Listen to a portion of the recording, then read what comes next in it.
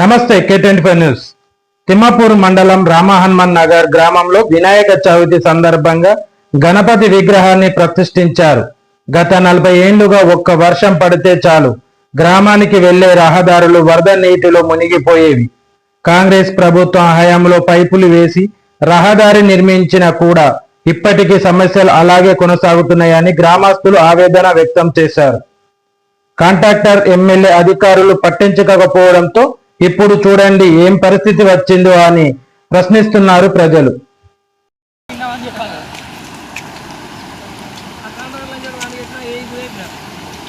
Contractor చెప్పినావాను పరిశ్రమలు గారా మీ పేరు కాంట్రాక్టర్ చెప్పిరా మీరు ఏమని చెప్పిర్రు ఇక్కడ దాకా కలపమని చెప్పిర్రా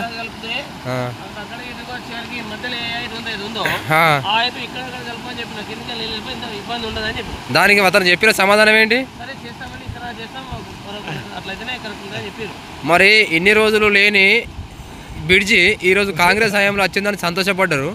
అది 2 నెలల ముచ్చటగా అయిపోయింది. ఇప్పుడు దీనికి కారణం ఎవరంటారు? కాంగ్రెస్ పార్టీ అనుకుంటారా లేకపోతే కాంట్రాక్టర్లు అనుకుంటారా?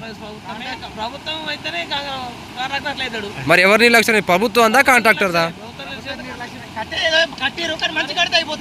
అంతే అంటారా?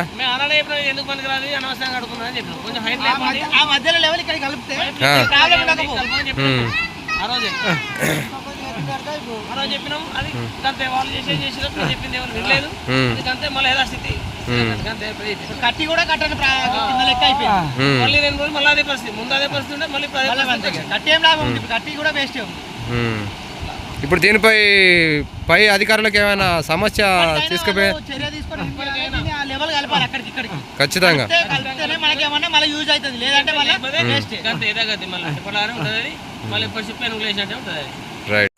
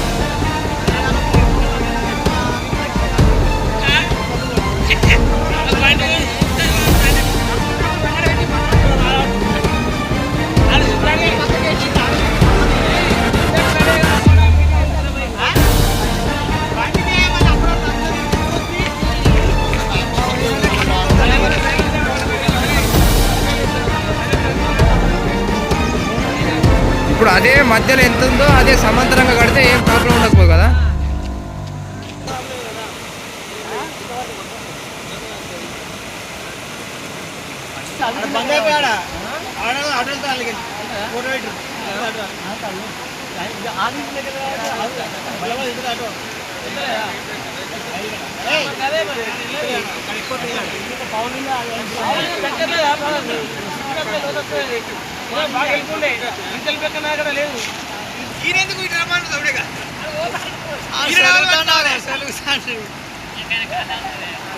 అరే ఏమంటున్నారా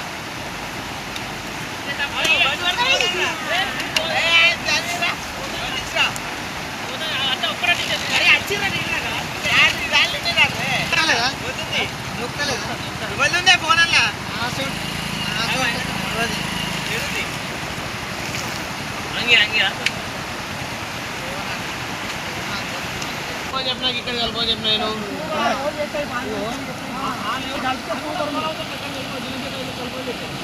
కామారెడ్డి జిల్లా ఎల్లారెడ్డి నియోజకవర్గంలోని నాగిరెడ్డిపేటలో విద్యార్థులు వరదలో చిక్కుకుపోయారు.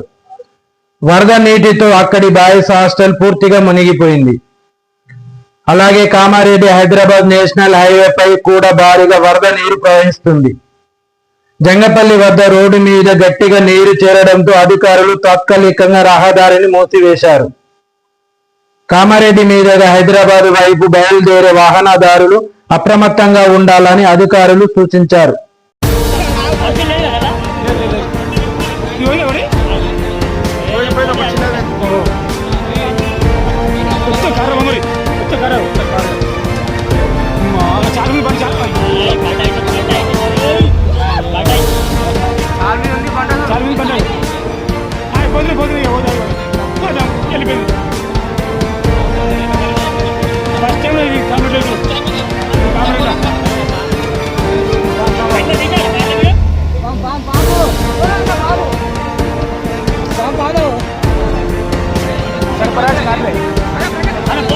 Boy, boy.